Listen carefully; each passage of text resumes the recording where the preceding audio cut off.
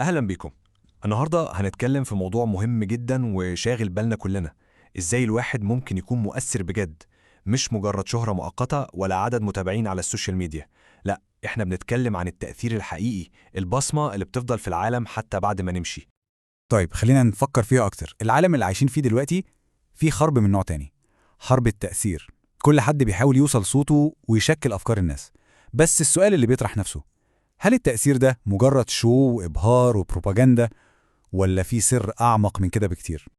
وهنا بقى بنقع في فخ كبير قوي. للأسف كتير مننا ربط بين الحاجة المبهرة والحاجة المؤثرة فعلا.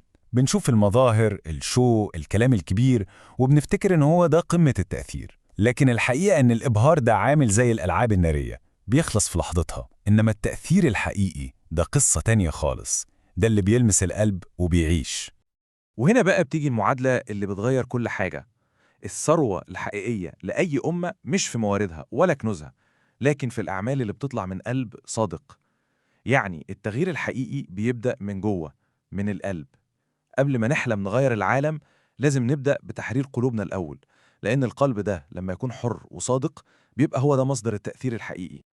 وعشان نفهم ده أكتر، خلونا نرجع بالزمن قصة تبان بسيطة جدا في تفاصيلها، لكن عظيمة قوي في معناها ونتيجتها. قصة هتورينا إزاي عمل بسيط اتعمل في السر ممكن يكون صداه يوصل للسما.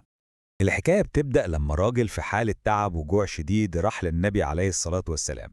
كل اللي قاله جملة واحدة: يا رسول الله إني مجهود. طلب بسيط ومباشر، بيعبر عن احتياج إنساني أساسي.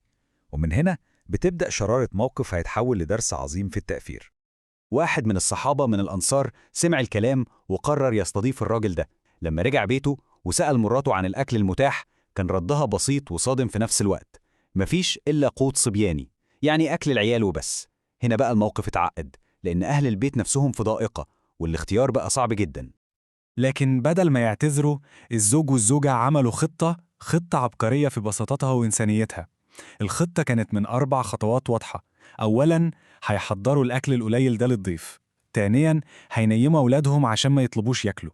تالتاً، هيطفوا النور كأنهم بيصلحوه. ورابعاً، هيقعدوا ويمثلوا إنهم بياكلوا مع الضيف عشان ما يحسش بأي حرج. دي مش مجرد خطة، ده فن في الكرم والإيثار. وتخيلوا بقى تاني يوم الصبح، الصحابي راح للنبي عليه الصلاة والسلام، فبيسمع منه جملة يعني تهز الكيان فعلا. بيقولوا: لقد ضحك الله الليلة مما صنعتما. ربنا سبحانه وتعالى ضحك من فعلكم. يا الله، نقف لحظة هنا ونتخيل عظمة المشهد. عمل بسيط في بيت متواضع في السر التام، بيوصل لدرجة إن رب الكون يضحك رضا عنه. والأعظم من كده كمان إن الموقف ده مش بس اتسجل في التاريخ، لأ، ده اتخلد في القرآن الكريم.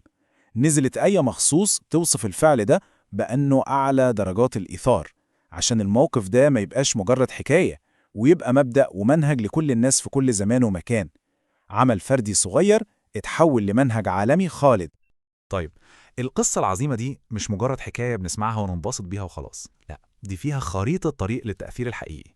خلونا بقى نحلل الموقف ده ونطلع منه 4 أركان أساسية لأي حد فينا عايز يسيب أثر حقيقي في الدنيا. أول ركن وأهم ركن هو اليقين. الزوج والزوجة دول كان عندهم يقين مطلق في اللي عند ربنا، عشان كده كل حاجة تانية هانت عليهم، حتى أكل ولادهم.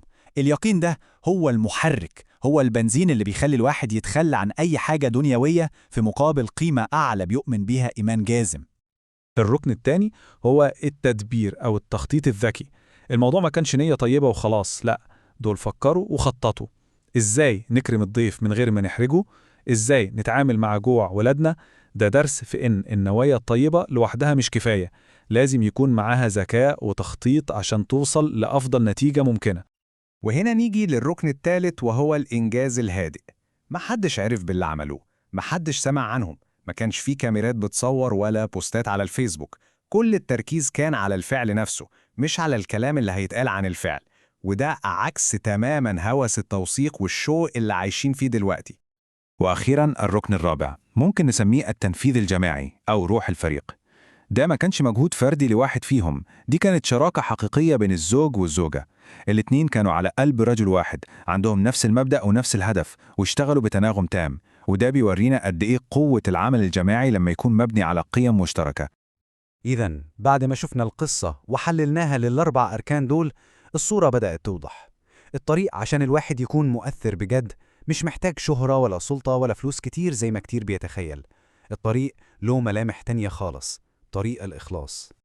والخلاصة هنا إن التأثير الحقيقي مش حكر على المشاهير أو الأغنياء، لا، هو متاح لأي حد فينا في أي مكان. الباب مفتوح للجميع من خلال الأعمال البسيطة الصادقة اللي بتتعامل بهدوء ومن غير ضجة. التأثير الحقيقي مش محتاج مسرح، كل اللي محتاجه قلب صادق.